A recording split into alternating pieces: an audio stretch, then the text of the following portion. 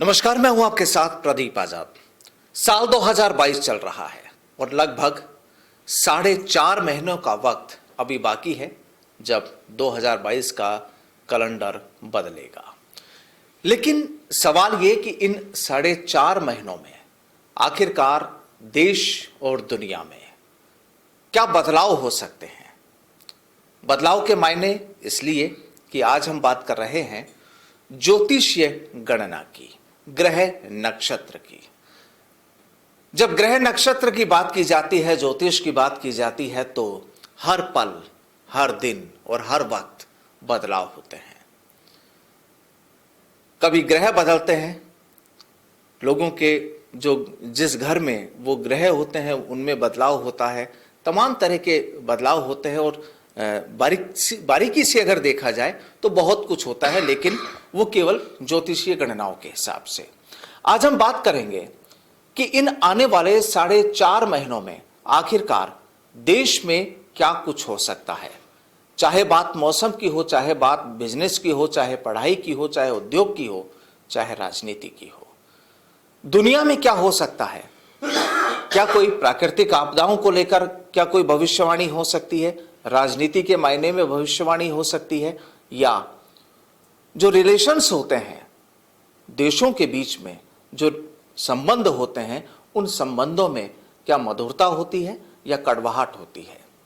तमाम तरह की चर्चाएं होंगी, तमाम तरह के विषय हैं। और बात जब ज्योतिष की है तो जाहिर सी बात है कि ज्योतिषीय ग्रहों नक्षत्रों से ही इन सभी सवालों का जवाब ढूंढने की कोशिश की जाती है। आज इसी मुद्दे पर चर्चा के लिए हमारे साथ मौजूद हैं डॉक्टर अनीश व्यास। डॉक्टर अनीश जी, 4.5 महीने में क्या लगता है कि हिंदुस्तान में, सबसे पहले राजनीति की बात करें तो राजनीति में क्या बदलाव देख सकते हैं। सबसे पहले फैक्ट इंडिया के सभी दर्शकों को जय श्री पाल बालाजी। और 4.5 महीनों की जब आप बात करते हैं तो ग्रहों का गोचर चलता रहता है। अब आने वाले दिसंबर तक आप देखिए कि मंगल 5 बार राशि परिवर्तन कर रहा है, बुध 6 बार करेगा, सूर्य 6 बार करेंगे और शुक्र 4 बार राशि परिवर्तन करेगा। लेकिन मेष राशि में राहु स्थित है, तुला राशि में केतु स्थित है और गुरु अपनी स्व राशि मीन में वक्री अवस्था में है और शनि खुद की स्व राशि मकर में वक्री अवस्था में है। ये हुई ज्योतिषीय बात। अब आम भाषा में बताइए कि क्या फर्क पड़ने वाला है। देखिए, सबसे पहले जो राजनीति की बात करूं मैं, तो राजनीति में सत्ता और संगठन में परिवर्तन होंगे।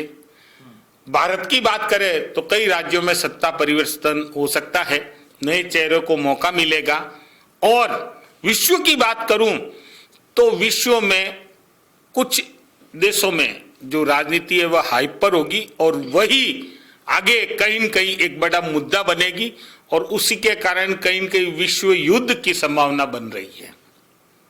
ठीक है, मतलब ये होगी दुनिया के लेवल की बात। और हिंदुस्तान के लिए आप कह रहे हैं कि कहीं ना कहीं सत्ता परिवर्तन हो सकता है किसी भी राज्य में। मैंने सत्ता के साथ साथ संगठन परिवर्तन का भी बोला है कि भारत में आज 2 बड़ी पार्टियां हैं, कांग्रेस और भारतीय जनता पार्टी। तो सत्ता और संगठन दोनों में परिवर्तन होगा। संगठन में परिवर्तन होगा तो सत्ता में भी परिवर्तन होगा। इसके अलावा आरोप प्रत्यारोप के दौर चलेंगे, सबसे ज्यादा आरोप प्रत्यारोप के दौर चलेंगे। एक दूसरे पर आरोप लगेंगे, कीचड़ तक उछाले जाएंगे और हो सकता है कई राजनीतिक लोगों की कुर्सी चली जाए। आम या दिग्गज? मैं दिग्गज लोगों की बात कर रहा हूं जो बहुत बड़ी पद पे बैठे हैं राजनीति में या काफी लॉन्ग टाइम से राजनीति कर रहे हैं, उन पे आरोप लग सकते हैं। इसके साथ मैं आपको और बताना चाहूंगा कि ये जो ग्रहों का गोचर है, इसके कारण किसी भी क्षेत्र की महिला, विशेषकर जो राजनीति से है, फिल्म इंडस्ट्री से है, मनोरंजन से है, उनके तरफ से एक बुरी खबर हमको मिलने की पूरी संभावना है 14 नवंबर से पहले 14 नवंबर से पहले यानी बुरी खबर किसी की हो सकती है। खैर, उम्मीद करते हैं कि नहीं हो ऐसा।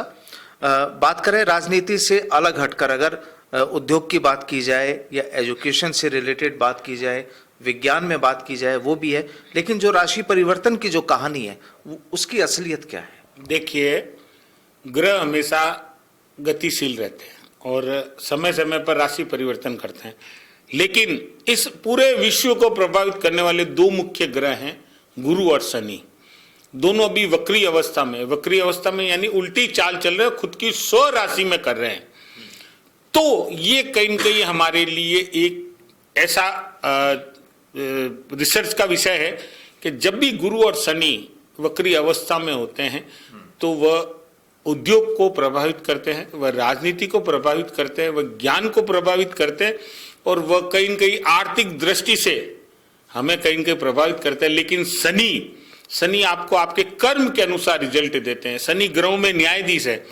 शनि का जब वक्री अवस्था में होना है तो मेडिकल क्षेत्र में तरक्की होती है, लेकिन राजनीति में कहीं कहीं निराशा या हताश का माहौल जरूर बनता है और शनि इस बार वही कार्य कर रहे हैं। अच्छा, बात अगर प्रकृति की जाए तो देखिए, जब ग्रह परिवर्तन करते हैं तो कहीं न कहीं प्रकृति में बदलाव आता है।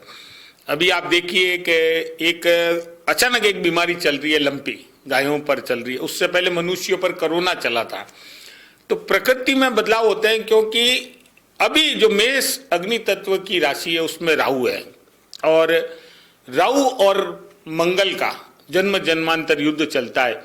और जब भी मेष में राहु होता है या मंगल की राशि में राहु होता है या राहु के नक्षत्र में मंगल होता है, अग्निकांड होते हैं, दुर्घटनाएं होती है। तो मैं आपके इस चैनल के माध्यम से कहना चाहता हूं, सावधानी बचावे, लेकिन रेल दुर्घटना जरूर होगी।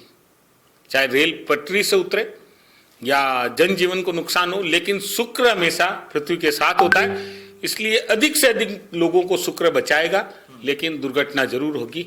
सड़क दुर्घटनाएं भी ज्यादा हो सकती है, असामान्य से अधिक वर्षा होगी, बादल फटना हो सकता है, भूकंप हो सकता है, चट्टान गिरना हो सकता है, लेकिन प्राकृतिक आपदा जरूर होगी और उस सब के लिए सावधानी बचाव है।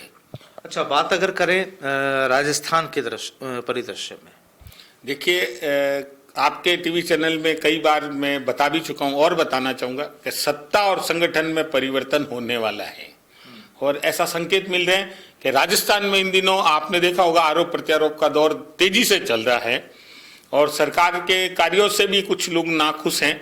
तो कई सारा ऐसा माहौल क्रिएट हो रहा है जिससे कुछ न कुछ बदलाव होगा, सत्ता और संगठन में भी बदलाव होगा।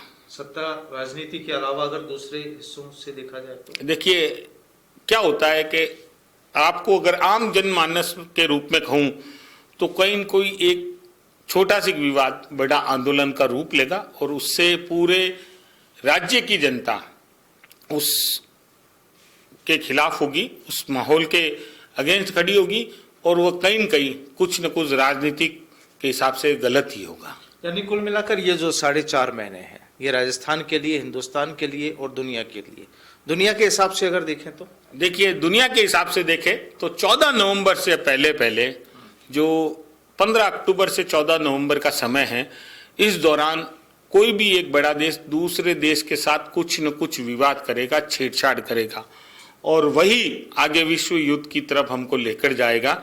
और 2029 से 33 के बीच में विश्व युद्ध का माहौल बन रहा है और ये समय आपके चैनल के माध्यम से मैं कहना चाहता हूं कि आप नोट कर लें, 2029 से 33 के बीच में विश्व युद्ध होगा और होकर रहेगा।